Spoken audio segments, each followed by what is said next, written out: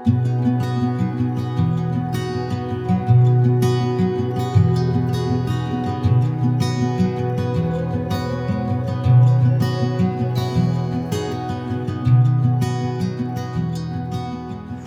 hello, my name is Joanna Shaw. I'm founder and CEO of JMS Law.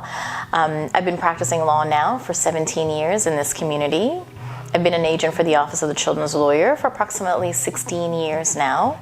I've had the opportunity of working for some amazing people, in particular children. The last 2 years, I've had the opportunity now to work with them with the help of a beautiful service dog. Magic is her name. Magic has helped me give voice to some of the most vulnerable people in our community. I'm a mom of a grounded 28-year-old entrepreneurial son. I really should have led with that because really he is my greatest accomplishment. In fact, I should say that really maybe that's more his accomplishment than it is mine. My second greatest accomplishment is my own personal and spiritual growth, which led to me creating JMS Law and working with some of the most amazing people. So not just the amazing people here in my office, but amazing people out in the community. My third greatest accomplishment, I would have to say, are my relationships with my husband, my relationship with my son, my friends, and the people that I get a chance to work with. If I were to tell you a little bit about my history, about myself in particular, I would say that I was born in South America. I came to Canada at the age of 14 because my mom was fleeing political and domestic violence. So she is very versed in that, and we were ultimately trying to leave the country in order to maintain my safety and her safety. I spent the rest of my teenage life, I would have to say, until I was in my 20s, in what I would call culture shock. This culture shock, I would argue, resulted in anxiety and depression as I was growing up, which led to a lot of suicidal ideations throughout my late teens, early 20s. Today, I get the opportunity of serving the community and helping them to move beyond that stage in their lives. So today, the community that I typically focus on are children, and the families of children and their well-being.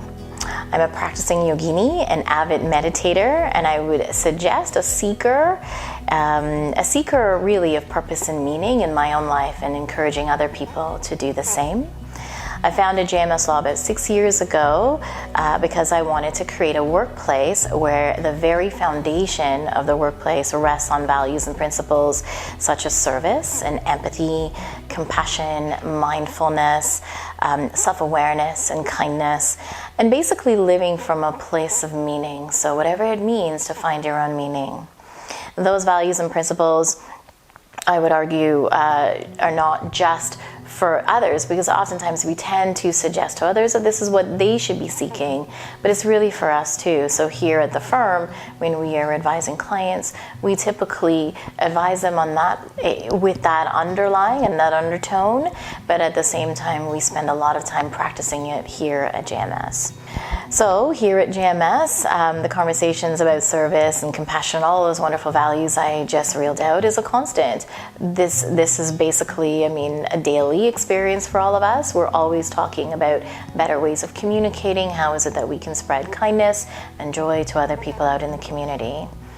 We're always checking in with each other and helping each other stay on the same page, in particular with those values. If I was to tell you about my obstacles, well, I would have to say my greatest obstacle is my mind. The distorted beliefs that have been embedded there by years and years, many, many years of conditioning.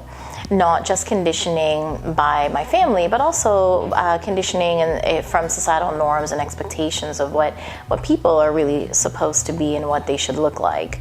I will also say that the very things that I sometimes, that those very same values and principles that I have been conditioned, I sometimes fall back on them from time to time. And, one of the things that I would really like to mention is that whenever we forget how valuable we are, when we doubt ourselves, when we ultimately not see the greatness that we are here to embark on the world with, that's when the obstacles, I think, crops up. The first 29 years of my life, I was trained to see only obstacles. I mean, this is what my entire family prepped me for. I was trained to see things like I was brown, I am brown, just in case you haven't noticed. And I was taught to think of myself as insignificant because of my skin color. I'm a woman, I'm an immigrant, I'm a single parent, I was poor. At one point, I was trained to see that I had no prospects or hope. I was also trained to see that I was broken, that I had no wealthy or influential benefactors or champions to champion my cause. And most of all, I was really conditioned to believe that I was unworthy. But over the years, that changed in a beautiful way, because over the years I began studying myself incredibly carefully and with a lot of mindful focus. I attended a lot of seminars and courses to learn as much as I could and basically learn how the human mind functions, how we function as a human race, what makes us tick, because I was desperately attempting to figure myself out and ultimately seeking meaning like we all are.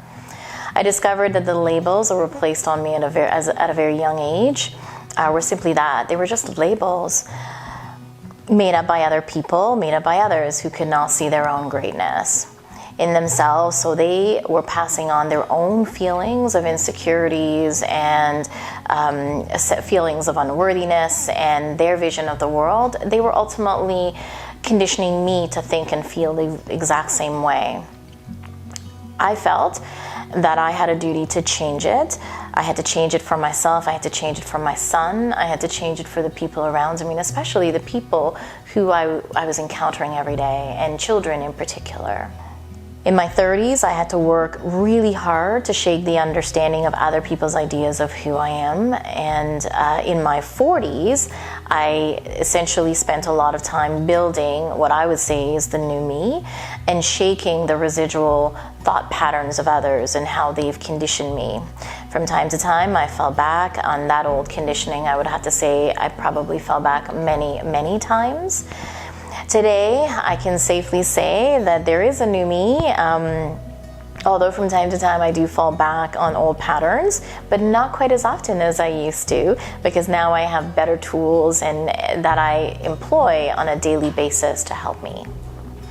In terms of my goals and visions, I would say that the biggest goal for me is to serve my community. I came here to serve, and that is what I would like to do.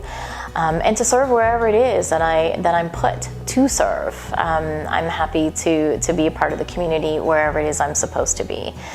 I would like to see this firm, so JMS, I would very much like to see it serve as many people as possible, and using the values and principles that I've actually started the firm on. I would like to see that our firm is able to inspire other people to do great things, and I'd like to be able to say that is my role in this world as well, is to inspire and to help others feel their own and see their own greatness. So currently here at JMS, we have a conflict resolution program for parents, and it is our hope that we can help as many parents as possible learn better ways to communicate when they're in conflict, so that they can raise children who will be of service to their communities, and children who will be compassionate, children who will be kind, children who will have self-awareness and see their own power. So my ultimate goal, I would have to say, is to serve in whatever way I can. My ultimate message is that it matters not where you come from, how others define you, or what your circumstances are, or even what your starting point is. Ultimately, I think for many of us, and for all of us actually, it's important to always look to what is possible and to make the impossible possible, especially when we know better.